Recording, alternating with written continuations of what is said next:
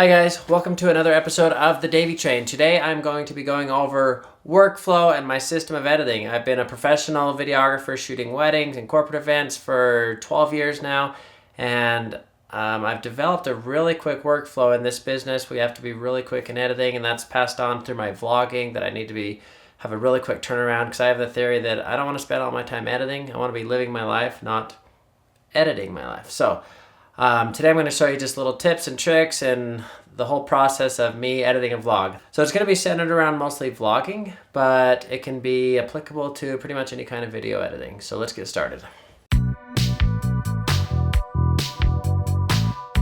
The editing software that I use is Adobe Premiere Pro. I used Final Cut Pro for the longest time, but I didn't like Final Cut X. I just didn't like it, so I switched over to Adobe Premiere, and that's what I use right now.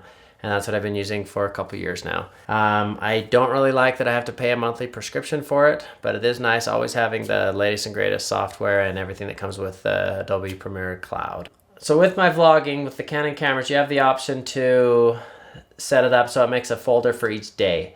So here's a brand new card. I did this in a previous video, but with all my hard drives, I named them sequentially. Years ago, I used to name them by names, which is a really bad system, but now I name them in order. So I keep everything in folders, vlogs, footage.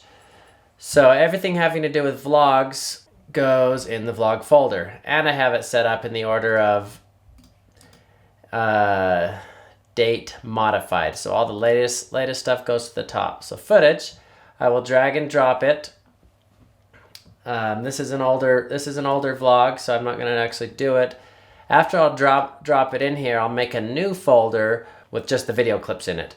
So everything within it, when I end up making a thumbnail, it all goes in the same folder. If I use specific music for the vlog or anything else, that all goes in the individual folder.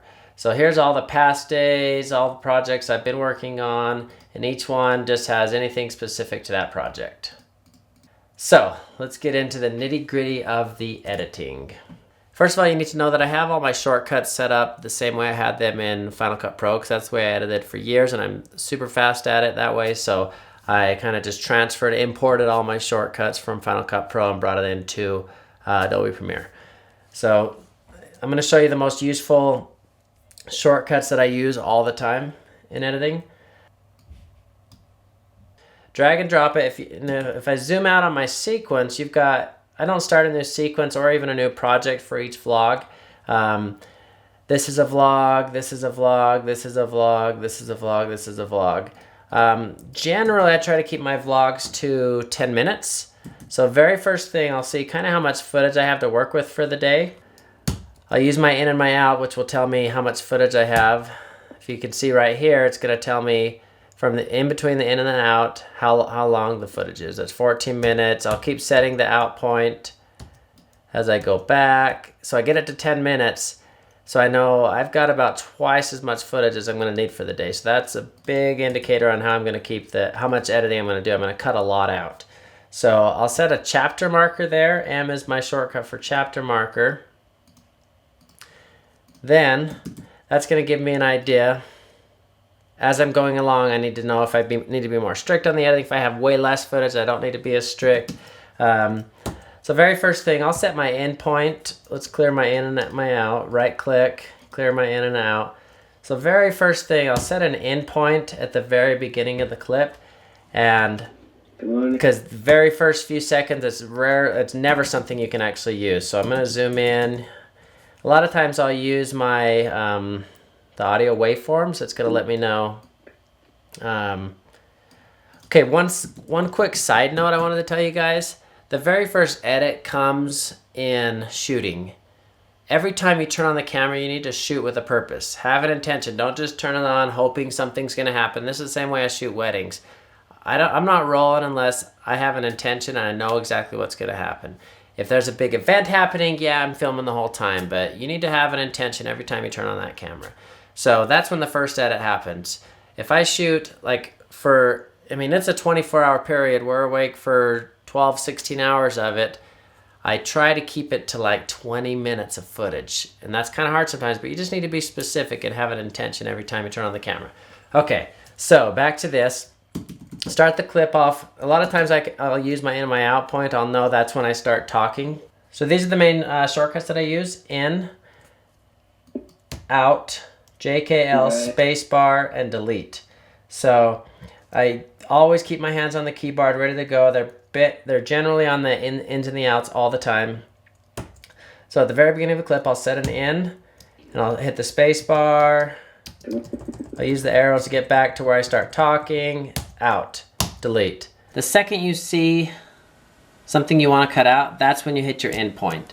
And you hit space, you're watching along. As soon as you see something usable, that's when you hit your out point, then delete. I don't even need to look at my hands anymore.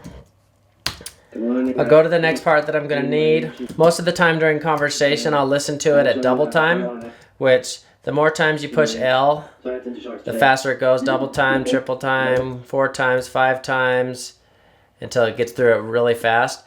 Most of the time I'll listen to it at double time, which I can still understand what we're saying, but it doesn't take as much time to do the editing. That makes sense. And if I get to something I want to cut out, I'll zoom in. You can hit J to go backwards a little bit. Then I'll hit my in point, out point. So in, out, delete, in, out, delete. That's what I'm using constantly as I'm scrolling forward. And as you're going along, in, out, delete, in, scroll around, out, delete. I'll use up and down if I want to go from clip to clip.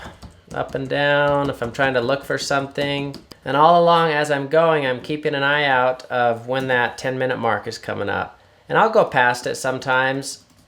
It just depends on how much good content there is. I will go past the 10-minute mark, but I'm fine with that. And this editing workflow, it is different than a lot of professional editors. A lot of people, what they'll do is they'll use a window like this with just all their clips they're going to use for the day, and then they'll go through it. They'll find the part of that clip they want to use, and then they'll drag it down onto the timeline. I found that to be super inefficient. I only think that's applicable if you have like 20 different days of shooting and you're having to bring it all together. But on a day-to-day basis, on an event-to-event basis, this is really all you need to do.